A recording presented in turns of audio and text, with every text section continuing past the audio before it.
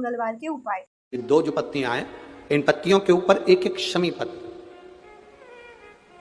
और लाल चंदन ये रखकर कितना भी रोगीला व्यक्ति हो, रोग से ग्रसित व्यक्ति हो, जिंदगी में कितना ही दुख पड़ रहा हो, बेलपत्र की ये दोनों पत्ती जिसके ऊपर शमी पत्र रखकर लाल चंदन रखकर श्री हनुमान जी महाराज और हनुमान जी महाराज के तीसरे नंबर के भाई श्री गतिमान जी, नीचे के क्रम में आते हैं श्री गतिमान जी। उन गतिमान जी और हनुमान जी का नाम लेकर जो शिवलिंग के ऊपर समर्पित कर देता है, रोग का निवारण होता ही। और बहुत ज्यादा संकट है, बहुत ज्यादा परेशानी है, तो हनुमान चालीसा का पाठ करो तो तिल्ली के तेल का दिया लगाओ, काली तिल के तेल का दिया, तिल का तेल का दिया, हनुमान जी के सामने आसन बिछाकर। बहुत तकलीफ है तो 3 पाठ प्रतिदिन करो और एक आसन से जितने समय 9 बजे अगर आप बैठते हो पाठ करने तो 9 बजे ही बैठना है। 11 दिन तक प्रतिदिन 3 पाठ रोज करो। एक पानी का लोटा, कलश, तांबे का जल अर्थात तांबे का लोटा हो, स्टील का लोटा हो, तुम्हारे पास जो कलश हो उसमें जल भरकर एक सिक्का उसमें पटक कर, एक लौंग पटक कर प्लेट से ढककर रख दो और प्रतिदिन बस टाइम पर बैठकर पाठ करो। 11 दिन पूर्ण होंगे, जिस कामना से आपने पाठ करा है बस वो सिक्का, वो लौंग कलश में से निकाल लो, जल का आचमन करो और जिस काम के लिए करा है वो जल उस प्रयोग में ले लो। उस प्रयोग, किसी से बात करने जाना है तो वो जल पी कर जाइए, कोई से हाथ मिलाना है तो वो सिक्का, वो लौंग अपने हाथ में रखिए, अपने साथ रखिए।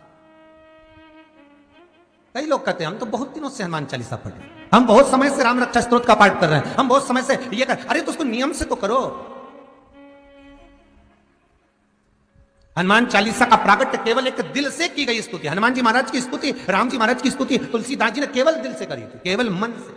और ये नहीं कहते कि हनुमान चालीसा पढ़ोगे तभी भगवान, नहीं, आप दिल से अगर भगवान को पुकार लीजिए, आप दिल से पुकारो उसको, वो आएगा। और आज भी नियम है महाराज, जिसकी फैक्ट्री नहीं चलती हो, प्रॉपर्टी की आप खरीदारी बेचादारी करते हो, प्रॉपर्टी से जुड़ा हुआ काम करते हो या लोहे से जुड़ा हुआ करते हो या फैक्ट्री आदि का कर्म करते हो, कोई मैन्युफैक्चरिंग करते हो, वो नहीं चल रहा तो हनुमान जी के उल्टे पांव का सिंदूर लीजिए और हनुमान जी के दूसरे नंबर के भाई गतिमान का नाम लीजिए। किसका नाम लेना है? गतिमान। गतिमान का नाम लेकर फैक्ट्री के बाहर या फैक्ट्री पर एक स्वस्तिक का निर्माण कर दीजिए, हनुमान जी के उल्टे पांव के सिंदूर और गतिमान का नाम लेकर। कभी आपकी फैक्ट्री कोई काम नहीं निकालेगी, उन्नति की ओर ही लेकर जाएगी, कभी घाटे की ओर नहीं जाएगी। गतिमान का नाम, रतिमान, केतुमान, मतिमान, ये जितने भी नाम है हनुमान जी के भाइयों के, ये सब कल्याण करते हैं, एक एक नाम कल्याण करते हैं एक एक। महाराज वो जिन बच्चों को निमोनिया हो जाता है ना, वो सर्दी का कोटा रहता है, बहुत सर्दी बच्चों को बनी रहती है, तो हर दिन 5-8 दिन 10 दिन में बाकी दौड़ के डॉक्टर के पास लेके जाओ, फिर डॉक्टर के पास ले। वैसे तो डॉक्टर के पास बच्चे आजकल के जमाने के जाते ही जाते हैं, हर 15 दिन 20 दिन में। तो इसके पीछे वो चले जाए। एक हास्य रंग में हमसे पूछा किसी ने, महाराज जी आज के बच्चे बार बार हॉस्पिटल डॉक्टर क्यों जाते हैं? हमने कहा देखो भैया, बच्चा जहाँ जन्म लेता है उनसे उनसे प्रेम ज्यादा होता है। पहले नानी के घर में पैदा होता था इसलिए नानी के घर ज्यादा जाता था, दादी के घर में ज्यादा पैदा होता था इसलिए दादी के घर ज्यादा जाता था। आज के बच्चे हॉस्पिटल में ज्यादा पैदा होते हैं इसलिए हॉस्पिटल ज्यादा घूमने जाते हैं। ये हास्य। पर यदि बच्चे को सर्दी ज्यादा होती है, निमोनिया ज्यादा होता हो, ठंडा का कोटा ज्यादा रहता हो, तो पीपल के 5 पत्ते महाराज उस पे घृत लगाकर हनुमान जी के तीसरे नंबर के भाई व्रतिमान का नाम लेकर, व्रतिमान का नाम लेकर बच्चे की छाती पर एक वस्त्र से उसको बांध दीजिए, रात्रि भर बंधे रहने दीजिए महाराज। और बांधना कौन से दिन? द्वादशी तिथि को, बस एक बार बांधना, उसके बाद सर्दी का कोटा नहीं रहता, बच्चा स्वस्थ अपने आने में। व्रतिमान हनुमान जी महाराज के जितने भी भाई हैं सबका सुंदरकांड का पाठ घर में करवा रहे हैं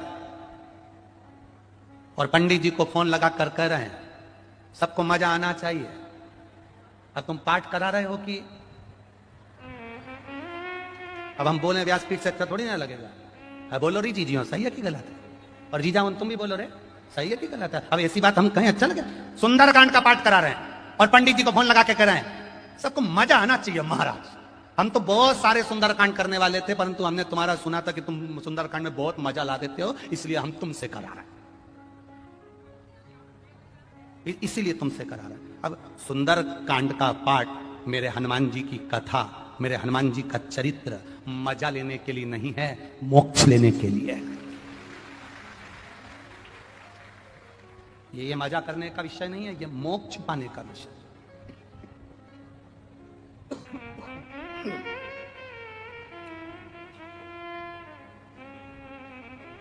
जितने लोग सुंदरकांड में आकर बैठते हैं उन्हें चौपाई से कोई मतलब नहीं होता, उन्हें तो बस महाराज ने भजन गाया और इन्होंने नाचना प्रारंभ करा। जिस सुंदरकांड में लोग ज्यादा नाच लें समझ लो वो सुंदरकांड सफल हो गया।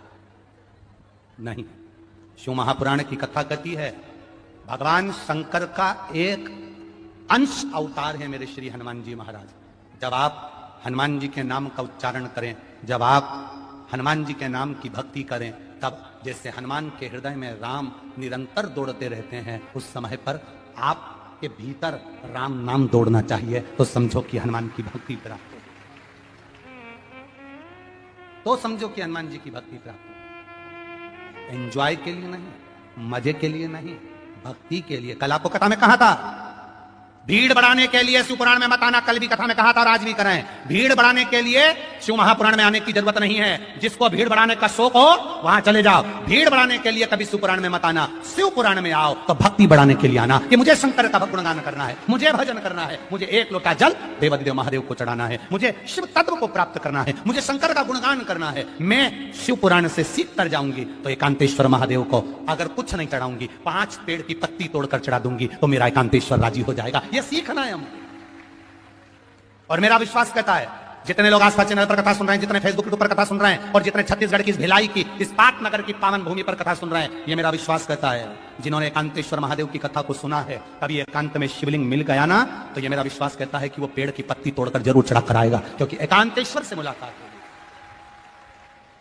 कथा में जाओ तो कुछ सीख कर जाओ, कुछ प्राप्त कर कर जाओ। तो मालूम पड़ा कथा में से गए और जैसे कि जैसे ही पहुंच गए लंका में गए, चारों तरफ उन्होंने लंका में देखा, जहां देखो वहां असुर नजर आ रहे थे, जहां देखो वहां राक्षस नजर आ रहे थे, जहां देखो वहां केवल योद्धा नजर आ रहे थे, जहां देखो वहां पर सब असुर ही असुर दिख रहे थे। पर हनुमान जी की दृष्टि अच्छी थी, उन्होंने कहा हलवाई ने पूरा पर्चा लिखा है पर तुलसी का दल नहीं लिखा, तुलसी का दल मुझे ले जाना पड़ेगा। तो हनुमान जी ने पूरी लंका में सबसे पहले तुलसी का दल ही ढूंढा, विभीषण का घर ढूंढा, विभीषण का घर ढूंढा उन्होंने सबसे पहले, तुलसी का दल ढूंढा उन्होंने सबसे पहले। और वो तुलसी के दल को उन्होंने जब देखा तो वो तुलसी के दल को देखकर समझ गए कि इस पूरे लंका में कोई एक है जो भगवत भजन करने वाला है। फिर क्या देखा हनुमान जी ने कि विभीषण की धर्मपत्नी शर्मा दिया लेकर आई है और तुलसी के क्यारे में लगा रही है।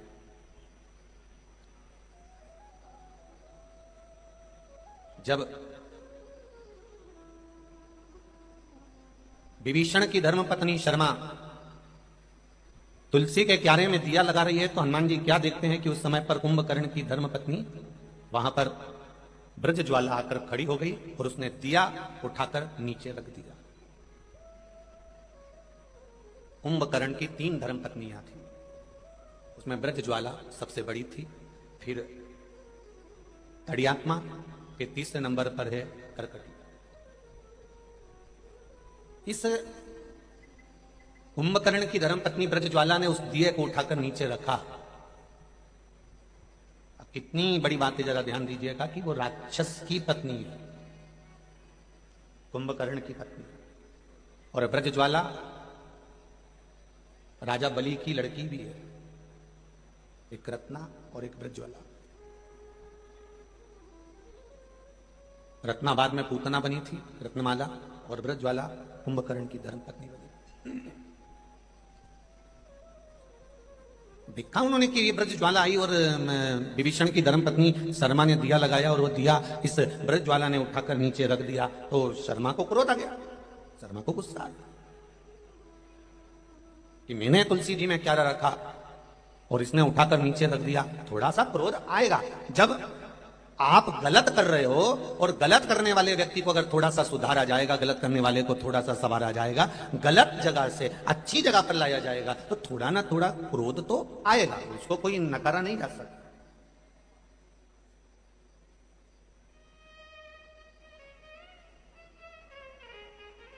आपकी होए चाहे हमारी होए, प्रत्येक मनुष्य के जिंदगी की शुरुआत, प्रत्येक मनुष्य के जिंदगी की शुरुआत रोने से होती है।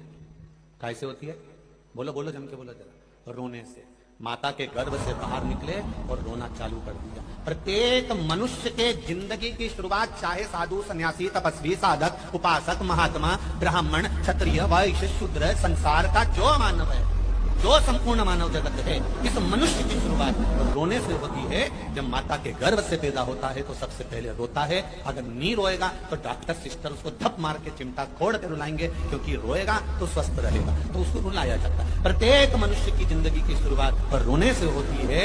प्रत्येक मनुष्य का जीवन रोने से चालू होता है। जब परमात्मा ने ये लिख कर भेजा है कि तेरे जन्म पर तू रोएगा, तो फिर दुख आए तो टेंशन क्या लेना कि जरा जरा सी बात में रोना, क्योंकि हम ये जान जाए कि जिंदगी की शुरुआत रोने से हुई है तो थोड़े बहुत दुख से हमें रोना नहीं आना चाहिए, क्योंकि हमारी शुरुआत ही दुख से और रोने से प्रारंभ हुई है। तो क्या टेंशन, विवाह शादी में देरी हो रही हो, या कोई नया कार्य चालू कर रहे हो उसमें देरी हो रही हो, या कोई सर्विस के लिए नौकरी के लिए जा रहे हो और वो कार्य नहीं हो रहा हो, तो एक धतूरा, केवल एक धतूरा, उस धतूरे को फोड़कर उसके अंदर का फल निकालकर उस फल को शिवलिंग पर चढ़ाकर एक लोटा जल शंकर भगवान को समर्पित कर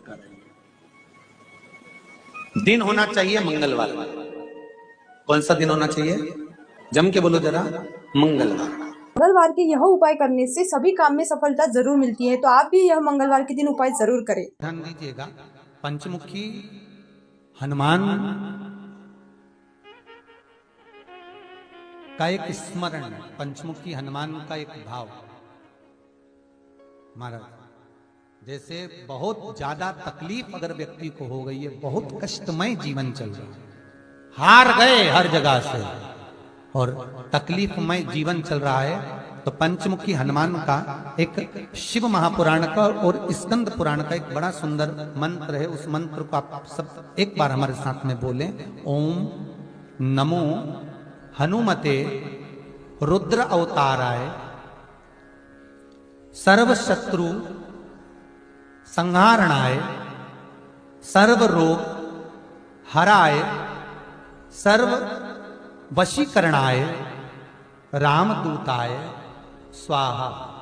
बस इस मंत्र को हाथ में काली तिल लेकर, एक जौ लेकर और गूगल लेकर, थोड़ा सा इसमें गाय का घी डालकर, कंडे को या अग्नि को जलाकर इस मंत्र का 11 बार 21 बार जाप कर कर अपनी कामना कर कर छोड़ दीजिए। कैसा भी रोग हो, बीमारी हो, कष्ट हो, दुख हो, तकलीफ हो, 21 दिन के अंदर वो आनंद आना प्रारंभ कर देता है। इस मंत्र, स्कंद पुराण का, शिव महापुराण का ये मंत्र मूल पंचमुखी हनुमान सुख देंगे। और एक और चीज याद रखिए महाराज, यदि कोई काम के लिए जा रहे हो, कोई व्यापार के लिए जा रहे हो या नौकरी करने के लिए जा रहे हो और लगी नहीं रही, बहुत तकलीफ पा रहे हो, सर्विस ही नहीं लग रही, बहुत कष्टमय हो गया, तो निवेदन करूंगा 5 पीपल के पत्ते पर बेसन के 5 लड्डू घर में बने हुए, गाय के घी के 5 लड्डू रख लो। उस लड्डू के बीचों बीच एक आटे का दिया और उसमें तिल्ली का तेल डालकर इसी मंत्र का प्रयोग कर कर पंचमुखी हनुमान का किसी भी हनुमान के मंदिर में जाकर, दक्षिण मुखी हनुमान के मंदिर में जाकर उसको रख कर आ जाइए। इसके बाद आप उस काम के लिए जाइए, आपका काम सफल हो जाएगा। आपको किसी को नहीं कहना पड़ेगा कि हाथ जोड़ना नहीं पड़ेगा, किसी के पांव नहीं पड़ना पड़ेंगे, तुरंत काम होगा। बस इस मंत्र का स्मरण कर कर पंचमुखी हनुमान का भूतेश्वर जो मंत्र है वो सुख देने वाला। आप लोग कथा में श्रवण करे हैं पूर्व में, हनुमान गतिमान रतिमान मतिमान वर्तिमान, ऐसे हनुमान जी के कई भाई हुए, कई भाई हनुमान जी के हुए। और हमने पहले भी कहा है, जिसकी फैक्ट्री ना चलती हो, बहुत दुकान ना चलती हो, तो हनुमान जी के पांव का थोड़ा सा सिंदूर लेकर, यदि उस सिंदूर को किसी भी फैक्ट्री या दुकान में हनुमान जी के छोटे भाई गतिमान के नाम से अगर एक बिंदी भी सिंदूर की रख दी जाती है, तो वो दुकान और फैक्ट्री भी झड़के से चलना प्रारंभ हो जाती है। गतिमान हनुमान जी के छोटे भाई, एक हनुमान जी के छोटे भाई हैं मतिमान। जब व्यक्ति डिप्रेशन में जाता है, एकाग्र चित्त नहीं रह पाता है, पढ़ने बैठता है पर एकदम मन नहीं लग पाता है, तो मतिमान का स्मरण किया जाता है। हनुमान जी के 3रे नंबर के भाई का मतिमान। और कहते हैं एक दुर्वा यदि मतिमान के नाम से शंकर भगवान की शिवलिंग पर चढ़ा दी जाए और उसी दुर्वा को वापिस लेकर आया जाए, अंधेरा होने से पहले, सूर्य अस्त होने के पहले, शाम के प्रदोष के पहले यदि उस दुर्वा को उस व्यक्ति को चबा चबा कर खिला दो तो डिप्रेस हो रहा है, डिप्रेशन में है, चिंता में है, टेंशन में है और उसका विवेक काम नहीं कर रहा, बुद्धि स्थिर नहीं हो पा रही है या पढ़ने में मन नहीं लग पा रहा है, तो उसको आप एक दुर्वा मतिमान, हनुमान जी के तीसरे नंबर के भाई मतिमान के नाम से अगर खिला देते हैं तो उसकी बुद्धि केंद्रित होना प्रारंभ हो जाती है और वो डिप्रेस से हटना प्रारंभ हो जाता है, मन स्थिर होने लगता है। मतिमान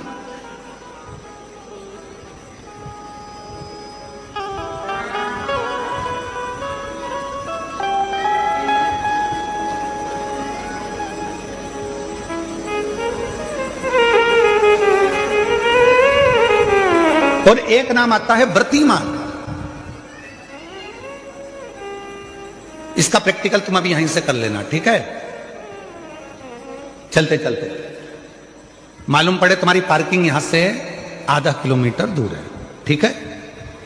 अरे बोलो तो जम के, आधा किलोमीटर दूर तुम्हारी पार्किंग है और तुम्हारी उम्र लगभग बहुत हो गई, मालूम पड़े तुम थोड़े वृद्ध हो गए हो और तुम्हारा घुटना दुख रहा है, तुम्हारी कमर दुख रही है, चलते चलते बड़ी मुश्किल से तुम कथा स्थल तक पहुंचे हो, अब मन में आ रहा है कि मुझे वापस पार्किंग तक जाना है, कैसे जाऊंगी, पाँव तो दुख रहा है। तो एक काम आज चलते चलते करना कि कहीं सीवर वाला महाराज झूठ तो नहीं बोल रहा है, तो प्रैक्टिकल करके जाना। क्या करोगे, यहां से जाते समय आप जब जा रहे हो और आपके शरीर का कोई अंग जब दुख रहा है तो श्री शिवाय नमस्तुभ्यम कहकर श्री व्रतिमान हनुमान का स्मरण करो। किसका स्मरण करना है?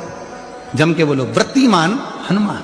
व्रतिमान हनुमान का स्मरण करके कहीं पर भी बैठकर अपने पांव की छोटी वाली जो उंगली है उसको जम के दबाना और दबाने के बाद चल देना। जिस जगह पर भी दर्द हो रहा होगा मेरा बाबा आपको मंजिल तक पहुंचाएगा, दर्द होने नहीं देगा। कल नहीं करना, प्रैक्टिकल आज ही करना। काल करे सो आज कर। व्रतिमान आज करेंगे गुरुजी, 3 महीने में फर्क दिखेगा। तुम तो आज की आज का बताओ ना कि आज की आज में फल कैसे मिले। तो बिल्कुल तैयारी में बैठो। जाते जाते व्रतिमान हनुमान भगवान श्री शिवाय नमस्तुभ्यम का स्मरण कर कर एक ऊर्जा के साथ, ताजगी के साथ चलते जाओ। शिव थोड़ा बहुत नहीं देते मेरे भगवान। पार्वती शिव की साधना करेगी तो वो भाग्य पलट भी सकता। शिव की साधना से भाग्य पलट जाए।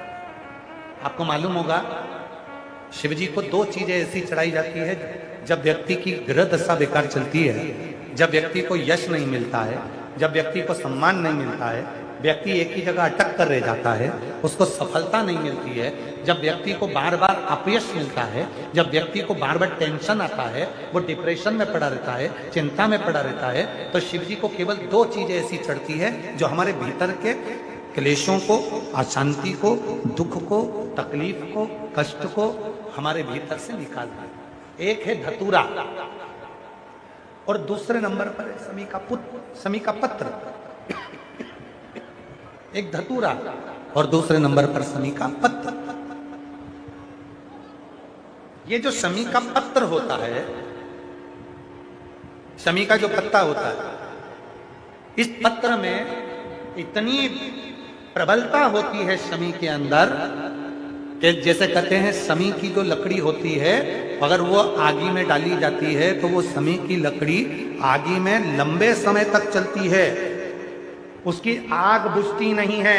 सारी लकड़ियों की आग जल्दी बुझ जाती है पर समी की लकड़ी की आग लंबे समय तक चलती है। उसी तरह एक समी का पत्र जब हमारे भीतर बहुत क्लेश होता है, अशांति होती है, टेंशन होता है, डिप्रेशन होता है, जब मन में अशांति होती है, चिंता होती है, यादें आती हैं, तो एक शमी का पत्र जब हम भगवान देवाधिदेव महादेव को समर्पित करना चालू कर देते हैं तो हमारे भीतर की जो भी तकलीफें हैं, कष्ट हैं, बीमारियां हैं, रोग है, ये सब धीरे धीरे कटना प्रारंभ हो जाता है। एक शमी के पत्र में एक शमी के पत्र में वो बल होता, एक धतूरे में वो बल होता।